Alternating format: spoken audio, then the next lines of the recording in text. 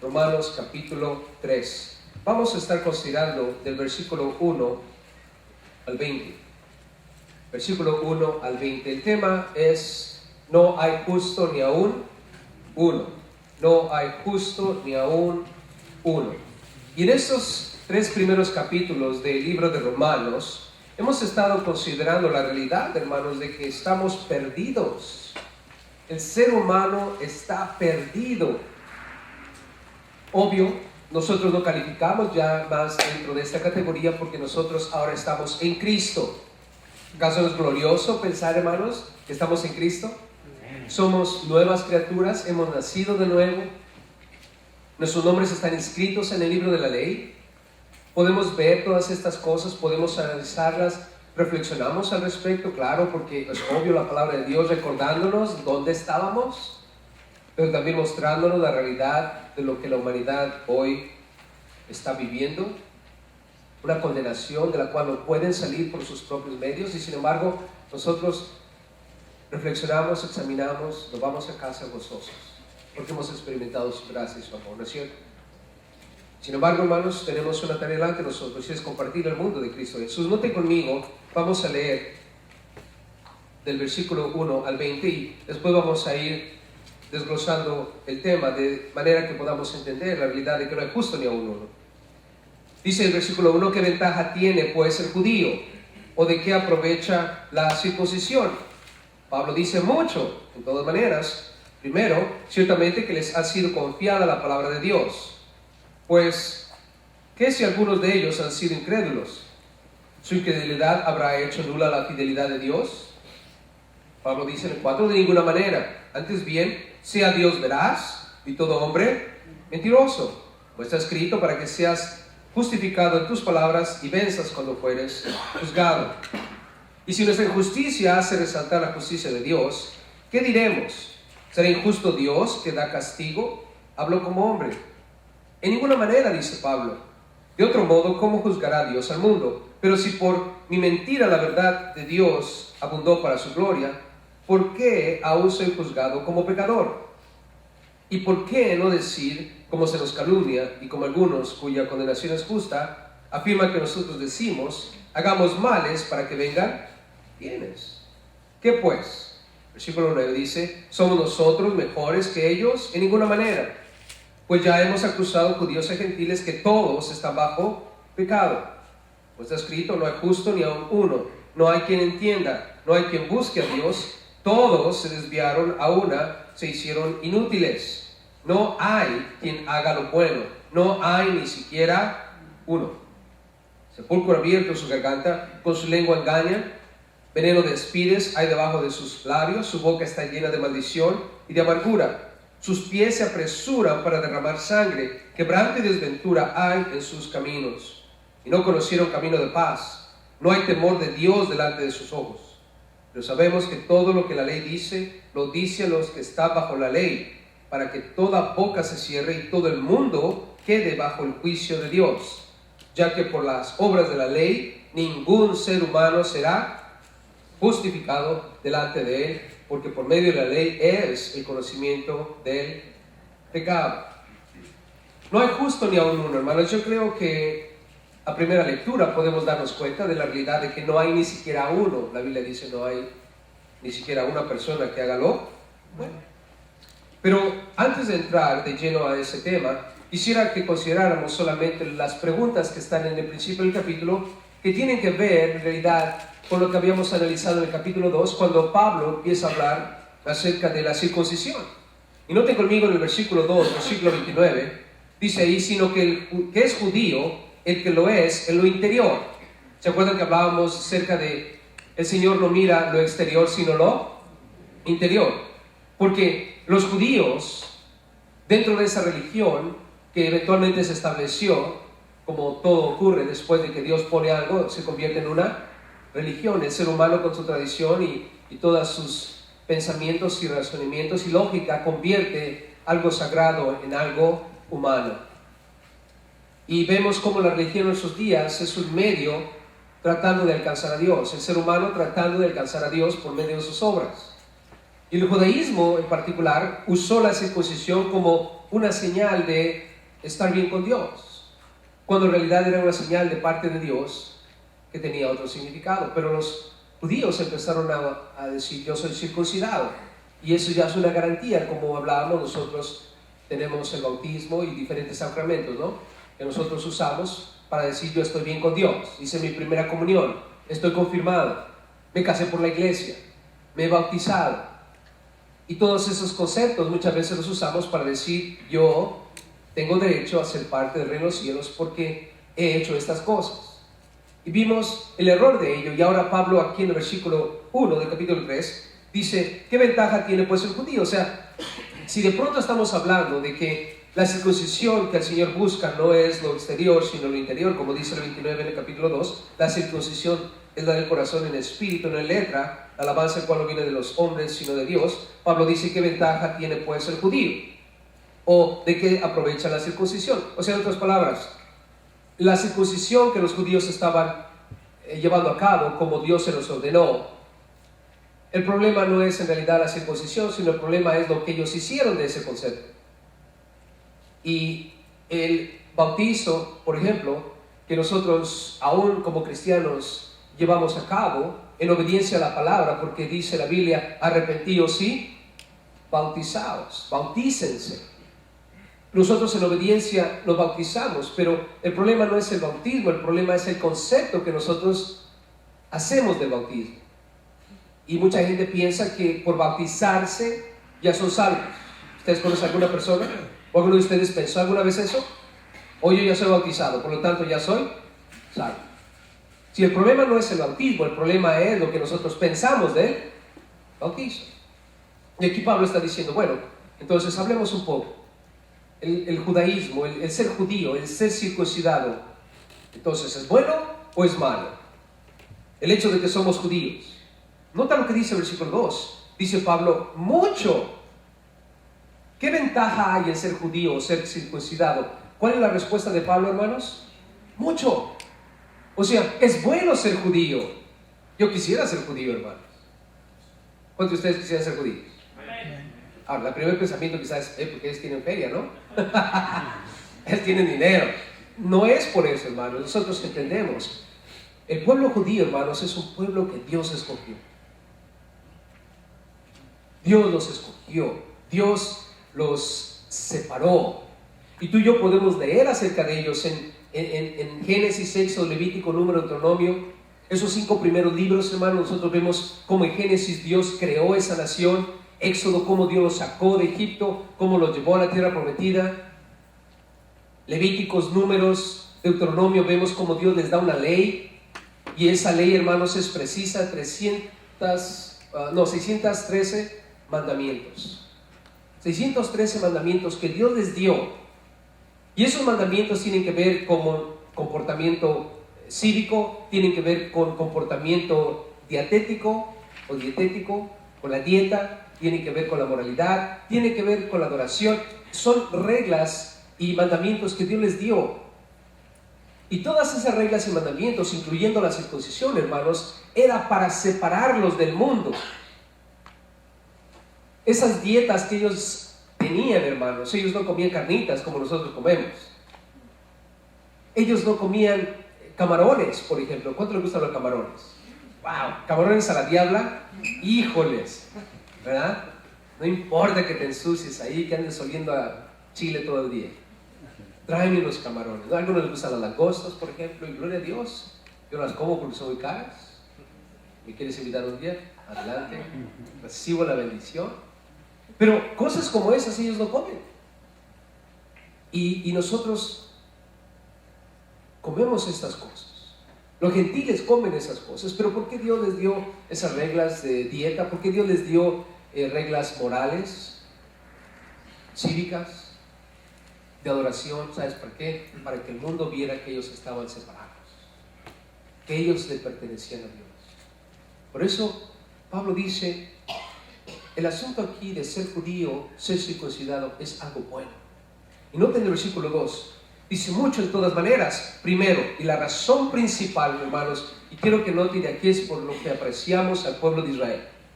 Primero, la razón principal por lo cual es bueno o tiene ventaja ser judío. Ciertamente que les ha sido confiada. ¿Qué se les confió, hermanos?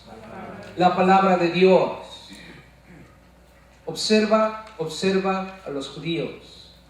Ellos preservaron las escrituras. Si ellos no hubieran preservado las escrituras, tú y yo no tendríamos este libro, hermanos.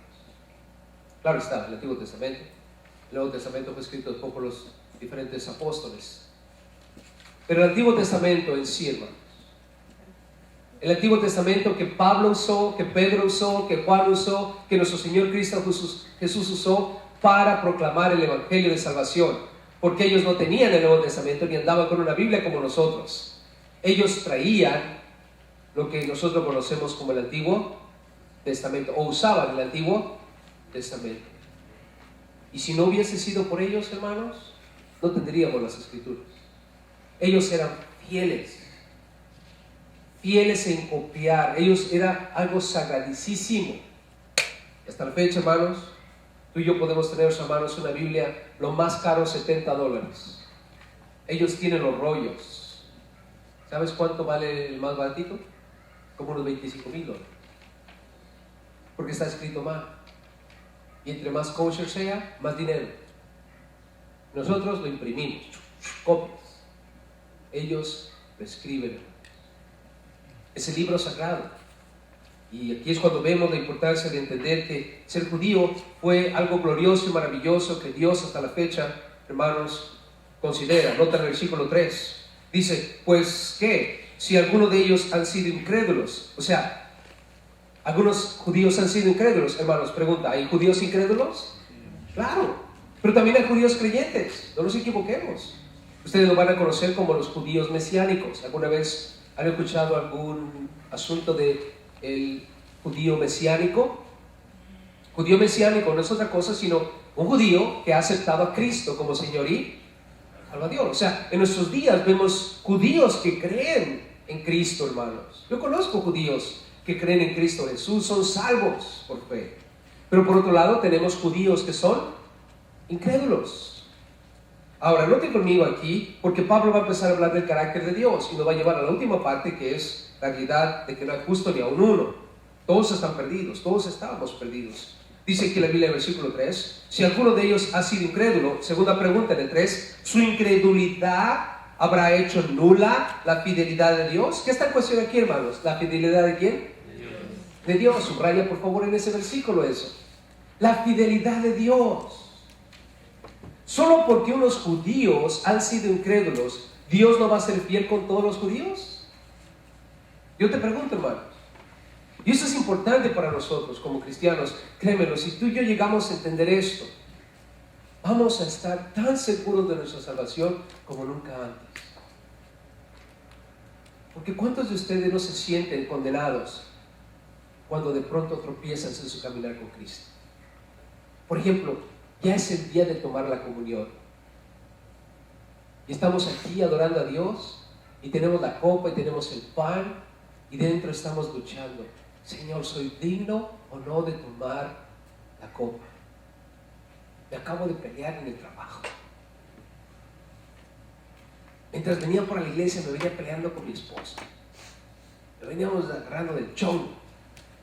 ¿Cuántos se han sentido en una situación como esa? O empezaron a gritarle a sus hijos. O con familiares estuvieron peleando. O de pronto dijeron una mentira. Blanca, claro está. Y están aquí y tienen la copa en las manos y tienen el pan. Y están pensando, Señor, perdóname, que no me vaya a caer fuego del cielo mientras estoy tomando esto, que no vaya a traer maldición sobre mi vida. ¿Cuántos han sentido esa presión, hermanos, mientras están tomando la comunión? ¿Sí? Sentimos eso, ¿verdad? ¿Por qué? ¿Saben por qué, hermanos? Es la idea aquí en este versículo. Porque pensamos que nuestra incredulidad afecta la fidelidad de Dios. ¿Será verdad eso, hermano? No. Solo porque yo cometí una tontería al decir una mentirita blanca, ¿Dios dejó de ser fiel conmigo? La palabra de Dios dice que me va a presentar limpio y sin mancha delante del Padre con gran alegría. Jesús dijo, el que cree en mí, aunque esté muerto, vivirá. O sea, lo que yo hago en la vida afecta la fidelidad de Dios. Mi comportamiento como cristiano, mi desempeño como cristiano, ¿afecta la fidelidad de Dios? La pregunta. ¿Sabe cuál es la respuesta? No. Dios es el mismo ayer, hoy y siempre.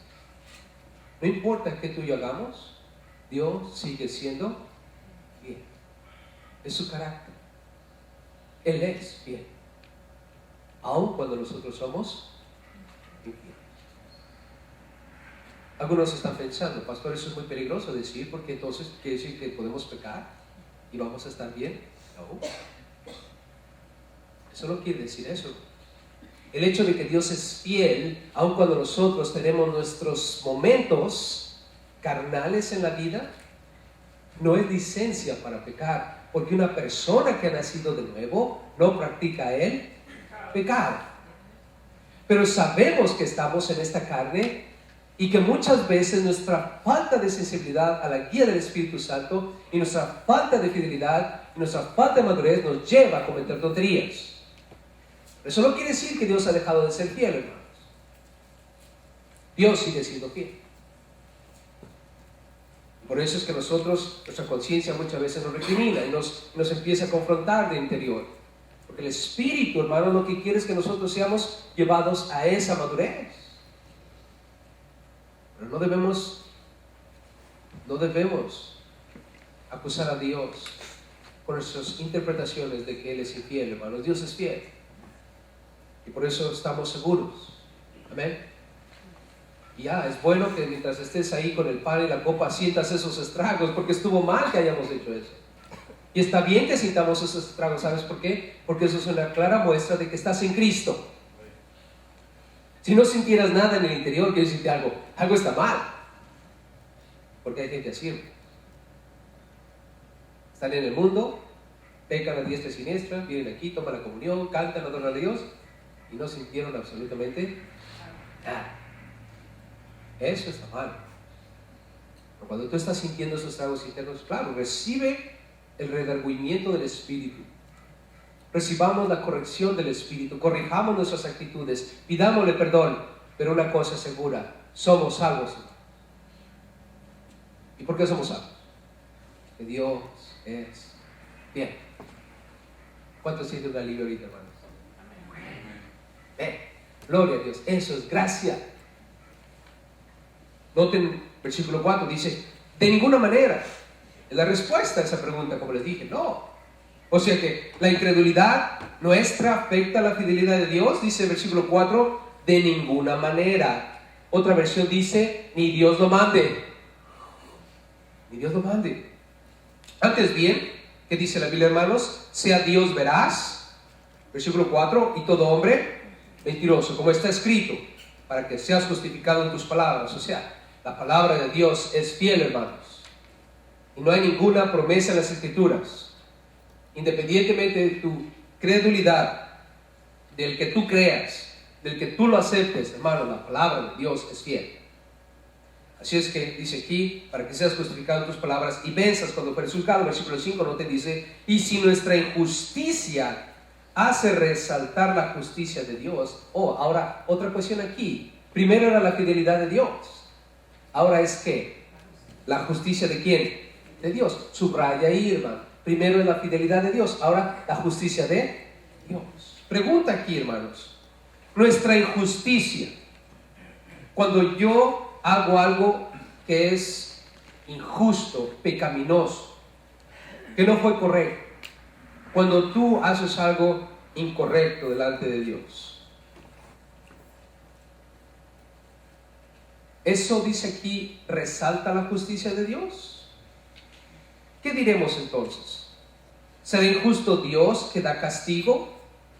En otras palabras, si mi acción incorrecta, si mi injusticia hace que Dios sea exaltado, que la justicia de Dios sea resaltada, como dice aquí, Entonces quiere decir que mi injusticia, que lo malo que estoy haciendo está elevando a Dios. Entonces, como Dios está siendo elevado, ¿por qué entonces me castiga?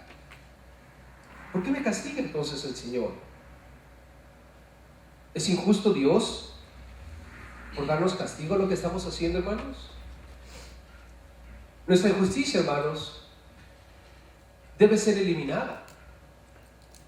Y no quiere decir que porque nosotros, al ser injustos, resaltamos la justicia de Dios, está bien que lo hagamos.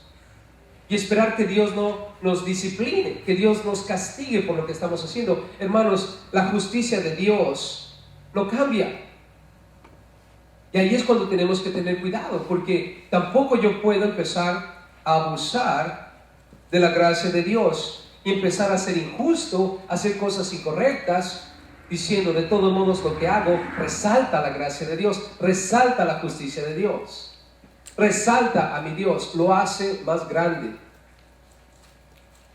Y a veces ustedes y yo hemos escuchado términos como Dios perdona a ciertas personas mucho, y esas personas que han sido perdonadas mucho aman mucho.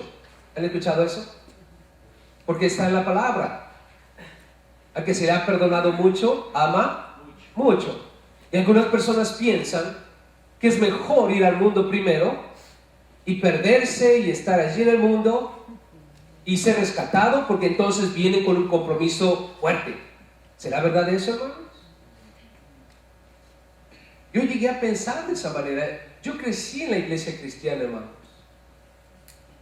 Toda mi vida he estado en la iglesia. Y en algún momento en la adolescencia pensé, cuando yo escuchaba a la gente pasar al frente, llegaba un hermano y se ponía al frente y no, yo maté a no sé cuántos y yo anduve con no sé cuántas personas y tomé y fumé y drogas y esto, y yo estaba en un como el cochinero, un chiquero, ¿cómo era donde están los marranitos? Se me olvidó la palabra. Machero.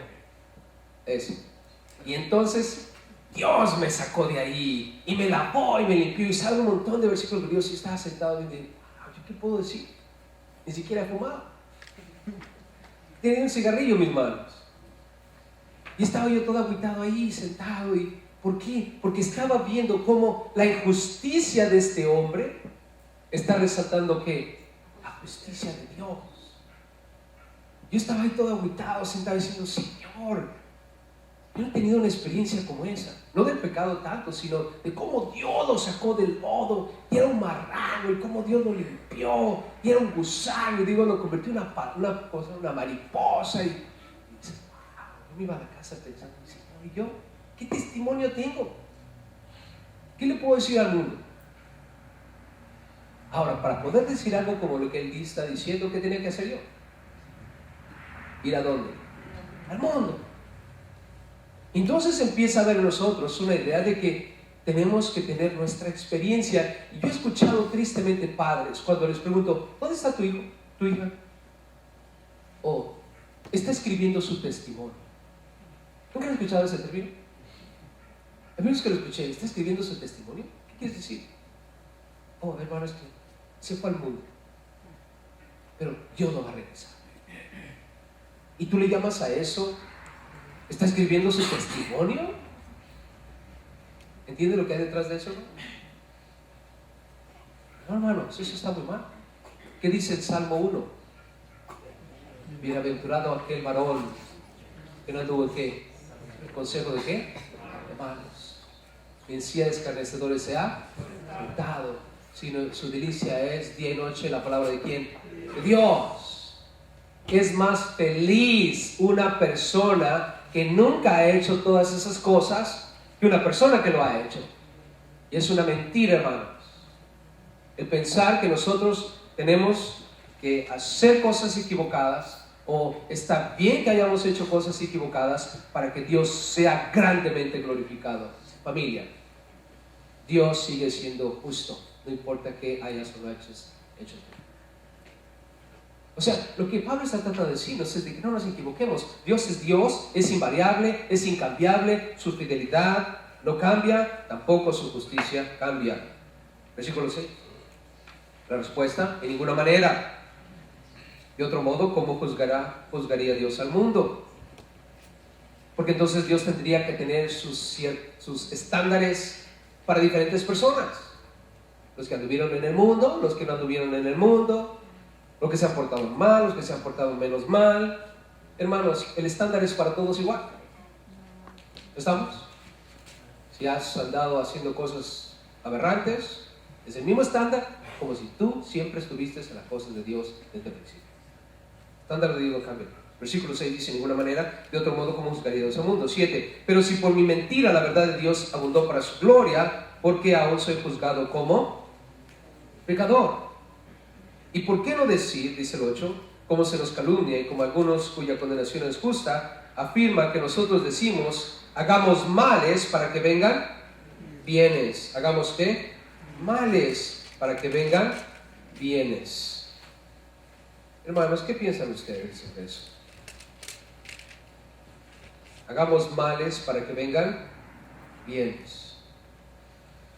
No, hermanos, nosotros necesitamos entender que la fidelidad de Dios, la justicia de Dios, el juicio de Dios, no requiere de nuestra parte absolutamente nada. Dios nos va a juzgar a todos por igual.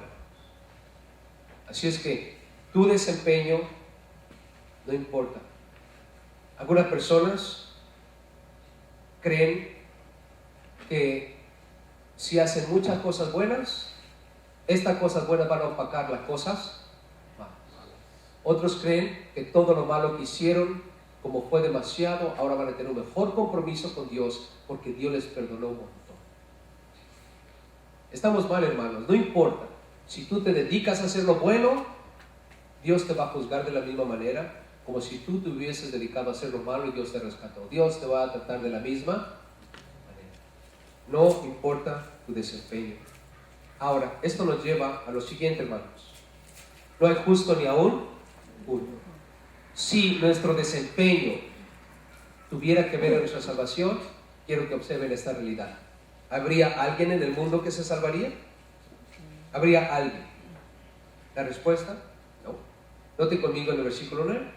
Dice que pues, después de haber reflexionado aquí, de que Dios no cambia, Dios es fiel, Dios es justo, el juicio de Él es equitativo, ¿qué pues? ¿Somos nosotros mejores que ellos? O sea, ¿somos mejores de alguna manera nosotros? En ninguna manera, hermanos. Pues ya hemos acusado a judíos y a gentiles. O sea, hay alguien bueno, hay alguien que es mejor que alguien. No, hermanos.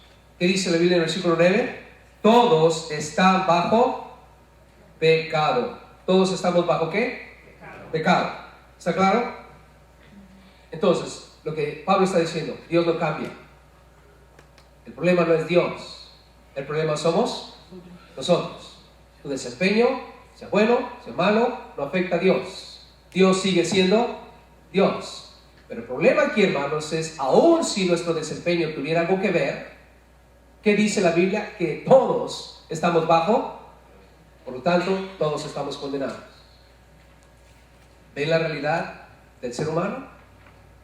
¿Y cuántas personas, hermanos, no viven pensando que Dios, de alguna manera, nos va a salvar sin Cristo? Hermanos, eso es un grave peligro. Todos estamos bajo pecado. Ahora, veamos la realidad de esto. Las Escrituras nos van a presentar ahorita, hermanos, la realidad de que estamos todos bajo pecado. Nos va a dar razones de ello. Noten conmigo en el versículo 10. ¿Cómo está qué? Escrito. ¿Cómo está qué? Escrito. Está escrito, hermanos. O sea, esta Biblia que tenemos es de suma importancia para nosotros. Ella nos va a instruir, nos va a decir exactamente nuestra condición y cómo salir de ella. Jesús no vino para condenar, sino para salvar. Por lo tanto, esta es nuestra herramienta. Tú y yo necesitamos conocer esta Biblia para que podamos presentarle al mundo las razones. Y en este capítulo vamos a encontrar varias razones, hermanos, que nos muestran que no hay justo ni aún uno, que todos somos pecadores y que el problema no es Dios, El problema somos nosotros. Está escrito, hermano. Y aquí es cuando nos debemos dar cuenta de que la gente va a tratar de hacer esto a un lado, en aquel gran día. Por eso Pablo comienza hablando de la fidelidad de Dios. Hermanos, la Biblia es la palabra de Dios. Y lo que está aquí escrito es lo que va a ocurrir. No hay otro camino. Jesús es el camino. Hay personas que creen que en el último día Dios va a cambiar de opinión. De que no importa qué religión hayas tenido, no importa qué Dios tú hayas esculpido, es el mismo Dios. Todos vamos a llegar ante Dios y todos de alguna manera la vamos a hacer. Hermanos, ¿eso es cierto? No, porque Dios es fiel a su ¿qué? Palabra. Está escrito. Por eso es que tú y yo tenemos la seguridad. El Corán, hermanos, no es la palabra de Dios. Esta es la palabra de Dios. Noten conmigo aquí de su carácter. No hay justo ni aún uno. ¿Cuántos justos hay? Ninguno. Noten conmigo ahí en Romanos 10:3, por favor. Romanos 10:3 dice la Biblia. Porque hay algunos que se creen justos, ¿no? Pero aquí la Biblia claramente dice que no hay justo ni aún uno. Noten lo que dice Romanos 10:3. Porque ignorando la justicia de Dios y procurando establecer la suya propia, no se han sujetado a la justicia ¿de quién? De Dios. Hermano, ¿tú quieres ser justo? Tienes que sujetarte a la justicia ¿de quién? De Dios. Pero muchas personas han establecido su propia justicia. Eso es lo que yo pienso es, y de esta manera voy a vivir. Yo no le hago mal a nadie, yo doy dinero a los pobres, ayuda aquí, ayuda allá. Déjame en paz, Dios. Esta es mi propia justicia y por lo tanto cuando llegue al cielo o esté ante tu presencia, eso es lo que vale, porque es mi propia justicia. No lo dicen así, pero es lo que es. Hermano, no es justo ni a uno. Noten ahora en el versículo 11, dice, no hay quien entienda. No hay quien, ¿qué, hermanos? Entienda. No hay quien busque a Dios. Por eso tenemos nosotros que erradicar, hermanos, esa idea de que encontré a Dios. En nuestros testimonios a veces decimos, oh hermanos, yo encontré a Cristo Jesús. Encontré a Dios un día que estaba bien desesperado. Hermanos, ¿quién encontró a quién? Dios nos encontró a nosotros. ¿Alguno de ustedes andaba buscando a Dios? No, hermanos. No andabas buscando a Dios. Nadie de nosotros tenía un entendimiento claro de lo que es Dios. Todos nosotros estábamos viviendo bajo nuestra propia justicia, bajo nuestros propios principios, lejos de Dios. Entonces, Dios nos está dando razones aquí. En primer lugar, hermanos, cada quien tenía su propia justicia. En segundo lugar, no había nadie buscando a Dios. Ahora noten, en el número 3 aquí, en el versículo 12, dice, todos se desviaron a una. ¿Qué hicieron, hermanos? Todos se desviaron a una. Dice, a una se hicieron inútiles. Todos se desviaron, a una se hicieron inútiles. No hay quien haga lo bueno. No hay ni siquiera uno. O sea, ¿tenemos la capacidad de hacer cosas buenas? No. Todos nosotros teníamos nuestra propia justicia. Todos nosotros no andábamos buscando a Dios. Y otra cosa, hermanos, ninguno de nosotros tenía la capacidad de hacer algo bueno. No hay quien haga lo bueno. Así es que, hermanos, somos y éramos unos inútiles. Porque aquí dice, aún las hicieron ¿qué? Inútiles, sin fruto. ¿Por qué les digo antes y ahora? ¿Acaso no Jesús dijo, y al final digan, siervos inútiles somos? Y no se me ofendan, hermanos. Yo también soy un inútil. Y eso es bueno. Es un claro entendimiento de lo que somos. El ser humano es inútil. La palabra inútil, hermanos, tiene que ver con el hecho de que no podemos dar fruto. No podemos dar fruto.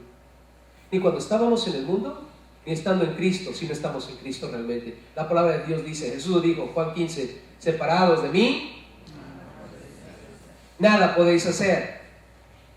¿Y acaso no es verdad eso, hermanos? ¿Cuántos están dando cuenta que aún estando ya con el conocimiento de Dios en Cristo, en la iglesia, cuando hacemos a Cristo a un lado no podemos hacer la cosa? ¿Se han dado cuenta de ello? Porque está en nuestra naturaleza, hermanos. Por eso la Biblia dice, no te hagas sabio en tu propia opinión, no te apoyes en tu propia prudencia, considera a Dios y va a ser como una medicina para tu cuerpo. Pero ¿qué es lo que hacemos? Aún estando dentro de la iglesia, a Dios a un lado. Y todo esto que estamos viendo aquí, hermanos, es parte de nuestra naturaleza. El hecho de que nosotros, hermanos, establezcamos nuestra propia justicia, ¿acaso no dentro de la iglesia también la llegamos a establecer? ¿Nunca han encontrado una iglesia donde llegas y te preguntan, oh hermano, ¿usted ya es bautizado? Y dices, oh sí, yo me bauticé en la semilla. Oh, ese bautizo no cuenta. Te tienes que bautizar aquí. Porque ahí te bautizaron en el nombre del Padre, el Hijo y el Espíritu Santo. Y aquí dice la Biblia que tienes que bautizar en el nombre de Jesús. Ese bautizo no vale. ¿Alguna vez han estado en iglesia así? Sí, ahí hay uno. Y, ni modo, pues me bautizo otra vez. ¿Acaso no esa iglesia estableció su propia justicia? Aún también dentro de la iglesia ocurre, hermanos. ¿Por qué? Porque está en nuestra naturaleza. Dice, no hay quien busque a Dios. El segundo asunto que estábamos viendo aquí. En el mundo, claro, no hay ninguno, pero en la iglesia. Yo les pregunto, ¿habrá gente que no busque a Dios? Hay gente que viene a la iglesia todos los domingos, pero lunes, martes, miércoles no buscan a Dios. ¿Se han dado cuenta que está en nuestra naturaleza, hermanos? Ahora, ¿inútiles? Claro. En Cristo no podemos hacer nada. Pero Pablo dijo, todo lo puedo en Cristo, me fortalece. Cuando estoy en Cristo, cuando estoy buscando a Dios, cuando no estoy siguiendo mi propia justicia, cuando estoy haciendo lo que Dios dice, cuando busco a Dios, entonces mi vida es fructífera. Y ahí es cuando tú y yo apreciamos a Dios más. Nota en el versículo 13. De 13 y 14, hermanos, nuestra vida, hermanos, o más bien si quieren, nuestra conversación. Sepulcro abierto en su garganta, con su lengua engañan. Veneno de áspides hay debajo de sus labios, su boca está llena de maldición y de amargura. ¿Cómo es nuestra boca, hermanos? Aquí cuando dice veneno de áspides, ¿verdad? De viboritas. Wow, ¿verdad? ¿Cuántos de ustedes alguna vez escucharon, o a lo mejor algunos de nosotros era así, cuando alguien está hablando con groserías? Wow, hermanos, hay gente que habla con groserías que dices, cuidado, te hablan con tantas groserías que te ofenden, te humillan, te sobajan, ¿verdad? Estaba leyendo acerca de un reportero que anda haciendo reportajes en lugares de prostitución, donde hay esos hombres que tienen a las muchachas ahí todo, ¿no? Entonces le estaban preguntando a él si no tenía miedo y cuáles eran sus medidas de seguridad cuando anda en esos asuntos, porque tiene que andar tomando videos, fotos y hace artículos, etcétera, ¿no? Entonces dijo, bueno, una de las cosas es traigo mi bote de chile, ¿verdad? Ese, ¿cómo se llama? Pepper spray, que le echas a la cara a la gente. Traigo uno de esos, dice, pues también traigo mi teléfono. Dice, no vengo armado, dice, pero lo que más me resulta, les empiezo a hablar así con un montón de groserías. Y cuando empiezo a hablar con un montón de groserías, como que se empiezan a intimidar un poco. Y eso me hizo pensar un poco. Y es cierto, ¿verdad? Cuando alguien te empieza a decir un montón de groserías y tú no respondes de esa manera, o tú empiezas a responder, se parece como que son dos gallos de pelea, que están levantando el cuello, etcétera, ¿no es cierto? Y es la maldad que está saliendo de la boca, que intimida, que atemoriza. Pero cuando estamos en Cristo, hermanos, ¿acaso no nuestras palabras son sazonadas con gracia, como dicen las Escrituras? Vienen a ser sazonadas con gracia. Las malas palabras se van. Ya no expresamos nuestro corazón perverso con nuestras palabras. ¿verdad? Compañero de trabajo, cuando se refería a su esposa, decía, la puerca. Qué feo, ¿verdad, hermano? Cada vez que decía eso, decía, oye, ¿qué te pasa? Ahora, cuando tú piensas así, le dicen ese apodo a la señora, ¿tú qué piensas, verdad? ¿Qué? Cuando conocía a la esposa, lo volteé a ver y le dije, tú eres el puerco, disculpe. Era una Miss Universo, y este estaba todo, deberías darle gracias a Dios. Puso los ojos en ti. Pero sin embargo, la manera de expresarse ofende, aún molesta cuando está hablando de esa manera. Pero sin embargo, ¿acaso no éramos todos así, hermano? ¿No éramos todos así? Nuestra boca, hermanos, nuestra conversación estaba sucia, era destructiva, como dice aquí la Escritura, no podía controlarse. Pero note conmigo, hermanos, en el versículo 15 y 16. O sea, tenemos nuestra propia justicia que el ser humano tiene, la gente no anda buscando a Dios, nuestra inutilidad, no somos fructíferos, nuestra boca, hermanos, nuestras palabras, pero ahora noten también nuestra conducta. ¿Acaso no era destructiva? Dice el versículo 15, sus pies se apresuran para derramar sangre. Quebranto, dice la Biblia, quebranto y desventura hay en sus caminos. ¿Cómo es su conducta, hermanos? Dice la Biblia aquí que su conducta es destructiva. Se apresura para derramar sangre, dice, quebranto y desventura hay en sus caminos. Entonces, note, la conducta no es, y por eso es que la Escritura no falla, hermanos. Si un día una persona va a estar delante de Dios, va a ser juzgado de acuerdo a estas cosas. Va a ser juzgado a la realidad de que esa persona estableció su propia justicia, que no es la justicia de Dios. Va a ser juzgado a la realidad de que no andaba buscando a Dios. Va a ser juzgado a la realidad de que no tenía la capacidad de hacer cosas buenas. Va a ser juzgado de acuerdo a la realidad de que su conducta, hermanos, fue destructiva. Ahora, noten el versículo 17. Y no conocieron camino de paz. O sea, son personas que no tienen paz. ¿Cuántos de ustedes se han dado cuenta que al entregar su vida a Cristo, se dieron cuenta de que los problemas no terminaron, como quizás algunos hermanos falsamente les prometieron? Porque a veces nosotros los cristianos establecemos nuestra propia justicia.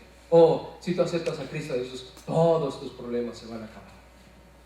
Llega un amigo del trabajo y dice, ay, mi esposa me quiere dejar, creo que ya anda con alguien. Acepta a Cristo y ya se va a entregar a ti. O ella dice, ay, no aguanto, mi esposo es un borracho, me pega.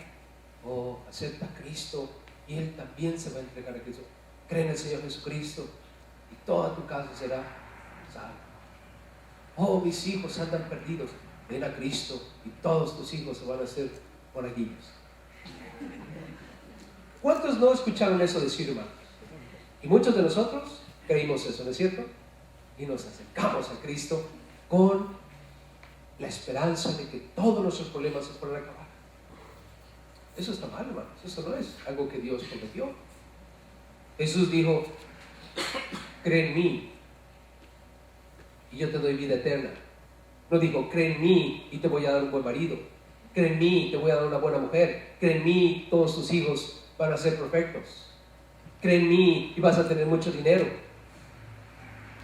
Hermanos, y sin embargo, ¿qué pasa? Nosotros venimos, pero ahora, los que hemos venido después de reconocer nuestro pecado delante de Dios, nos hemos dado cuenta de una cosa. ¿Cuántos de ustedes no se han dado cuenta de esto? Entramos al camino que es Cristo Jesús. Los problemas siguen y algunos más se nos añaden, ¿no es cierto? Y sin embargo, ¿qué tenemos? La paz que sobrepasa todo entendimiento. Mi esposo es un borracho, gloria a Dios. ¿Verdad que sí? Lo voy a hacer feliz estos 40 años que le restan de vida, porque es el único cielo que va a vivir. Y si para él las cervezas es el cielo, dale, hijo, yo voy a orar por ti. Quizás estos 40 años que me restan a mí, yo voy a estar en un infierno viviendo contigo, pero cuando me muera, es el cielo. Amén. Y para ti, el infierno. Ahora no es un deseo, pero es una realidad, ¿no es cierto? Así es que, ¿sabes qué, amigo? Si quieres ahogarte en el alcohol, dale duro. Yo me voy a ahogar en el agua del Espíritu de Dios. La Biblia dice: no os embriaguéis con vino, lo cual es solución, antes bien sed llenos del Espíritu Santo. Pero voy a orar por ti, porque yo estaba como tú, quizás no ahogado en el alcohol, pero ahogado en otras cosas. Y Dios me rescató, y Dios me salvó, y me ha dado la oportunidad de creer en Él. Y con mi ejemplo, con mi comportamiento, te voy a mostrar que Dios es real. Cuando yo estaba sin Cristo, mi vida no tenía paz. Pero ahora tengo la paz que sobrepasa ¿qué? Todo entendimiento. ¿Cómo es posible que vivas con ese borracho? Sin Cristo nada es posible. Créeme. Si no estuviera en Cristo, quizás ahorita fuera una protagonistas de la serie Mujeres Asesinas. ¿Es cierto? Pero en Cristo todo lo puedo. Tienes razón, sin Cristo no es posible, pero con Cristo todo es posible. Y ahí es cuando viene un verdadero entendimiento, hermano. Ahora, note conmigo, le falta paz, dice la Biblia aquí, no conocieron camino de paz. Ahora, en el versículo 18, no pueden tener un compromiso con Dios, no importa qué prometan. Versículo 18 dice: no hay temor de Dios delante de sus ¿qué? Sus ojos. No pueden tener un compromiso con Dios. Yo recuerdo a un compañero de trabajo, tomaba un montón, era un borracho, y de pronto ya venía bien sobrio. Un día le pregunté: oye, ¿qué te pasó? Oh, dices que fui al pueblo, dice, mi jefecita me llevó a la iglesia y me hizo jurar un año. ¿Oh, te hizo jurar un año? Sí, mano, dice, apenas llevo un mes. Le digo: oh, ¿y qué vas a hacer cuando termines? Oh, pues voy a celebrar. Digo: ¿y cómo vas a celebrar?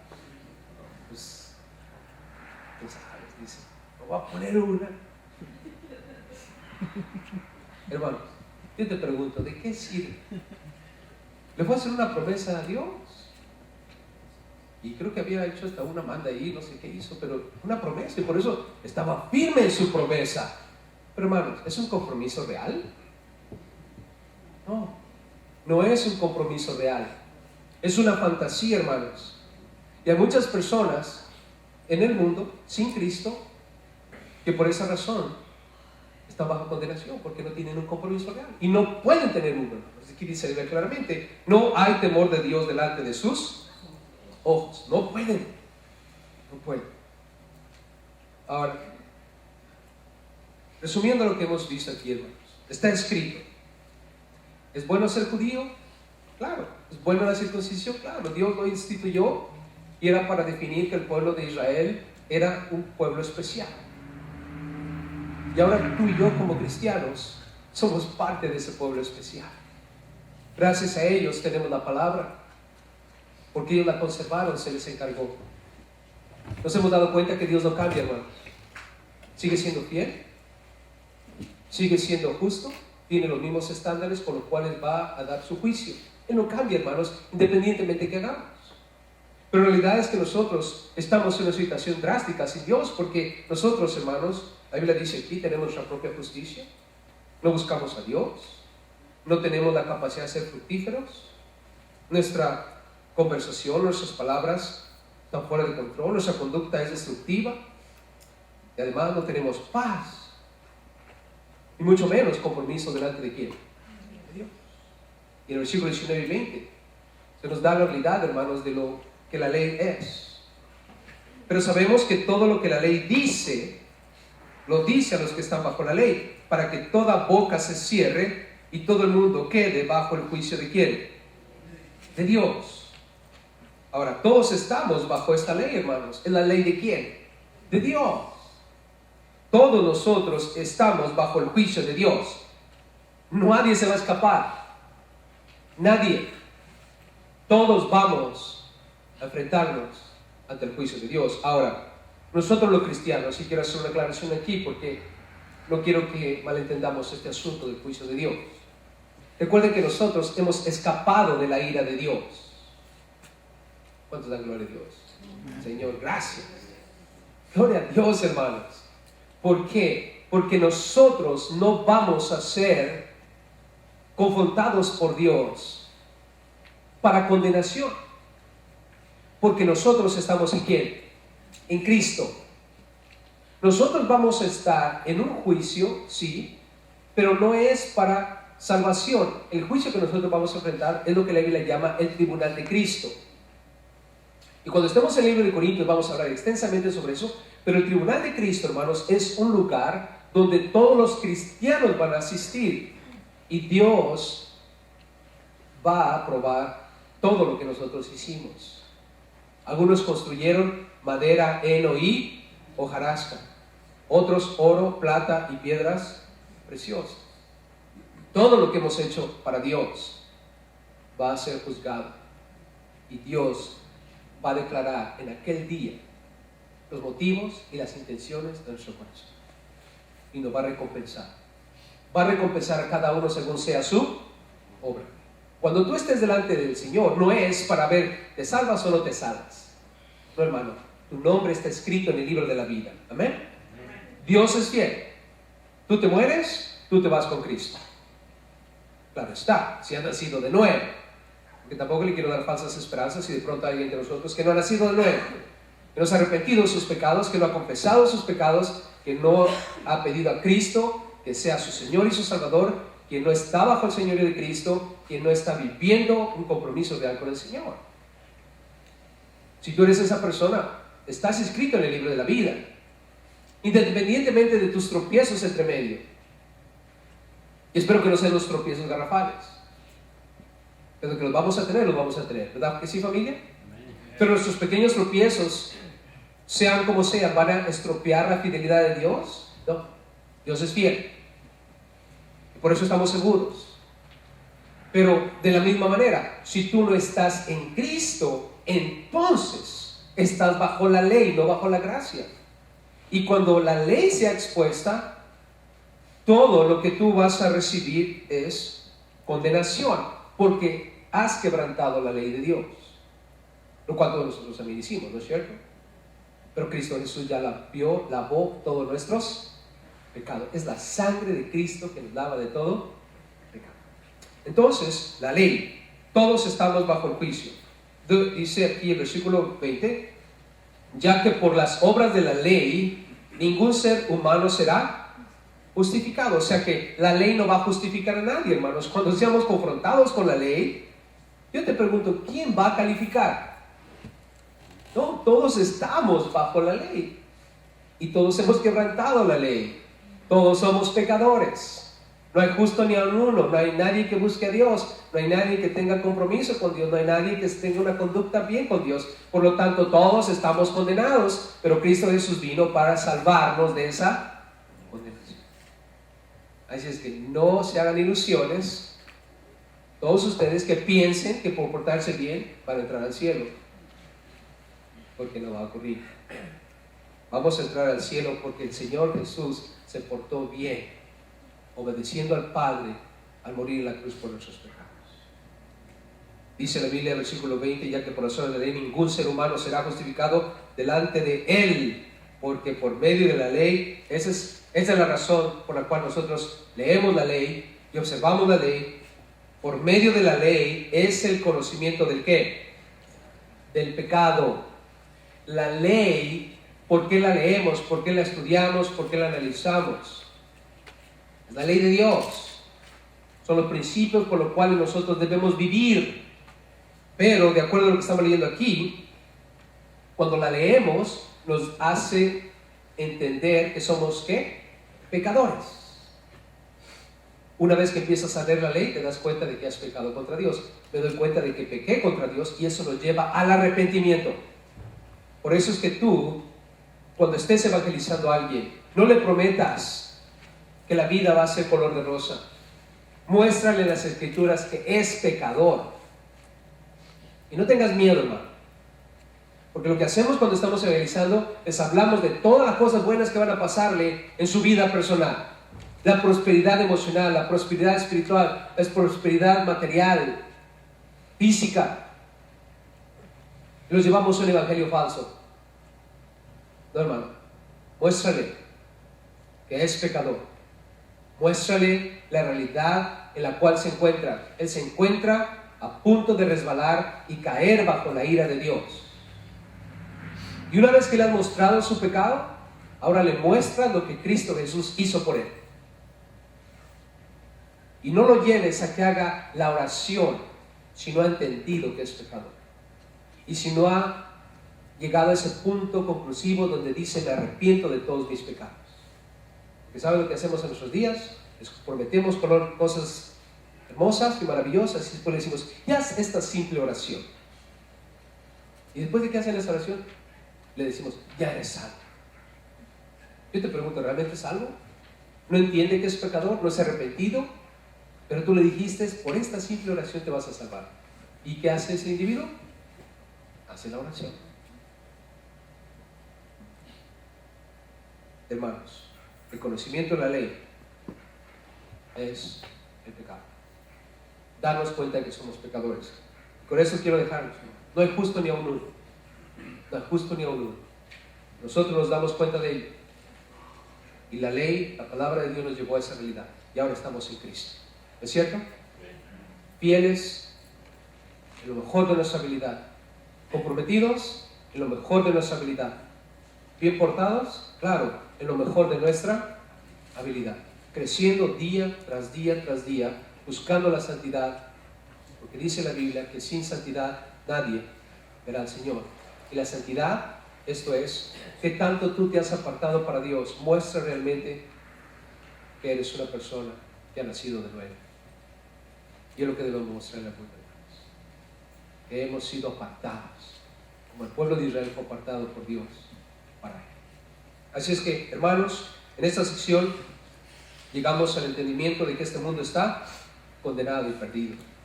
Y la importancia de considerar a Jesús en nuestras vidas.